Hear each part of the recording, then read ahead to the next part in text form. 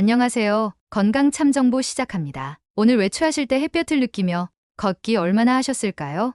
여러분은 비타민 D에 대한 중요성을 어느 정도로 알고 계신가요? 비타민은 소량으로 우리 몸에 존재하지만 우리의 생명에는 지대한 영향력을 행사한다고 합니다. 중년을 넘어서는 시점이 되면 비타민은 당연히 챙겨 먹어야 하는 건강식품의 많은 부분을 차지하지요. 특히 비타민 D는 한때 체내에서 합성이 되지 않는다 하여 햇빛 자외선을 많이 쬐어주는 것이 중요하게 여겨지기도 하였습니다. 그러나 현대에 들면서 과도한 햇빛 노출로 인한 피부암이 문제가 되면서 햇빛 쬐기도 어려움이 많다고 호소하는 사람들이 많은 것이 사실입니다. 건강참정보에서는 중년 이후 빼놓을 수 없는 건강정보 중 비타민 D를 제일 먼저 알아보려고 합니다. 비타민 D는 뼈 건강과는 아주 밀접하지요. 비타민 D는 칼바인딘이라는 칼슘을 운반하는 단백질을 만들어 장내로 칼슘을 흡수시키는 역할을 합니다. 만약 칼슘을 운반하는 단백질이 없다면 칼슘이 흡수가 되지 않아 뼈 건강에는 아주 치명적일 수밖에 없는데요. 그렇다면 칼슘은 어떤 물질일까요? 우리 몸의 뼈는 콜라겐이 30%,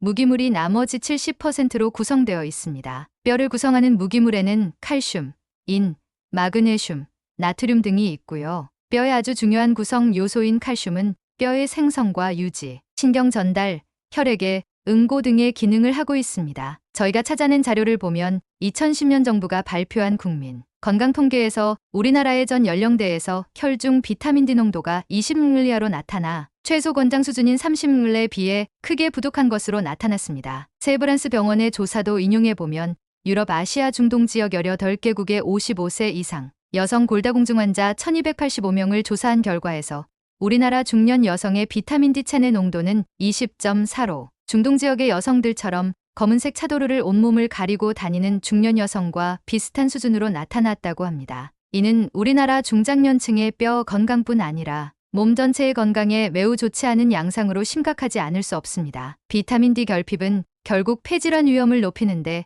상당히 심각한 영향을 초래합니다. 비타민 D의 화학적 구조는 비타민 D, 에그칼세페롤 에르고칼시페롤과 D3 철르칼세페롤 콜레칼시페롤로 나뉘는데 피부에 분포되어 있는 7에이드로코스테린이 태양의 자외선을 받아 비타민 D가 형성되는 것입니다. 따라서 태양 광선 자외선이 비타민 D의 합성의 주요 요소가 됩니다. 비타민 D는 지용성 비타민으로서 골격 형성에 필요한 칼슘을 대장과 콩팥에서 흡수시키는 데 기여하고 파라토먼, 칼세토닌과 같이 칼슘을 알맞게 골수로 운반하여 뼈대가 형성하는데 결정적인 역할을 합니다. 비타민 D는 100여 종의 중요 질환의 필수적인 호르몬성 비타민입니다. 비타민 D와 같은 호르몬성 비타민은 주로 류머티스 관절염과 같은 자가 면역질환과 고혈압, 당뇨병, 비만, 고지혈증 같은 대사 증후군, 대장암, 유방암 등 여러 종류의 암과 폐결핵과 만성기관지염과 독감을 포함한 호흡기, 감염증 등의 예방과 치료에 반드시 필요한 비타민입니다. 비타민 D는 현대 인구의 약 50% 70% 이상이 부족 상태입니다. 비타민 D 결핍 그 자체는 모든 종류의 병을 사망으로 이끄는 위험인자로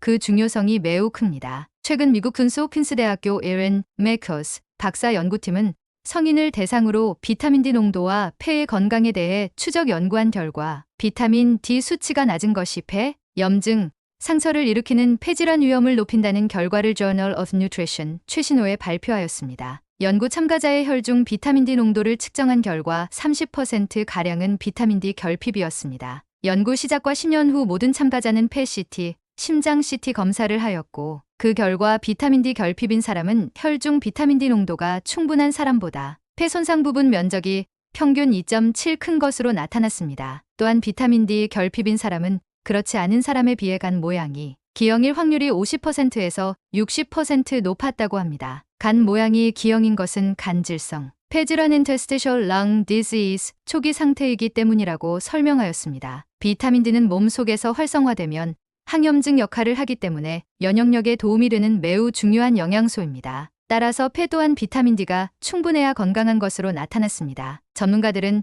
비타민 D가 부족한 원인으로 햇빛을 쬐는 시간 부족과 높은 위도, 선크림을 바르는 생활 습관 등을 지목하고 있습니다. 위도가 35도 이상인 곳은 햇빛을 아무리 잘 받아도 자외선 지적도가 떨어진다고 알려져 있는데 우리나라의 위도가 35도이지요. 또 11월부터 3월까지는 일조량이 더 감소하여 비타민 D를 생산할 만큼 충분하지 않다고 합니다. 창문을 통해 들어오는 햇빛은 아무리 많이 쬐어도 비타민 D를 생성하는 데는 도움이 안 되는 것을 명심하셔야 합니다. 선크림은 자외선 차단 지수 SFP가 15 정도만 되어도 99%까지 비타민 D의 생성을 방해합니다. 비타민 D의 하루 추천 용량은 1000m 정도입니다. 음식을 통해서도 비타민 D의 섭취는 가능하지만 음식으로만 섭취하기에는 어려움이 매우 많습니다. 전문가들은 비타민 D의 생성을 위해서는 햇빛을 충분히 쬐는 것도 중요하지만 비타민 D가 들어간 정어리, 달걀 노른자, 버섯 등을 섭취하되 부족하다면 건강기능식품의 도움을 받는 것도 좋다고 합니다. 어떤 방식으로라도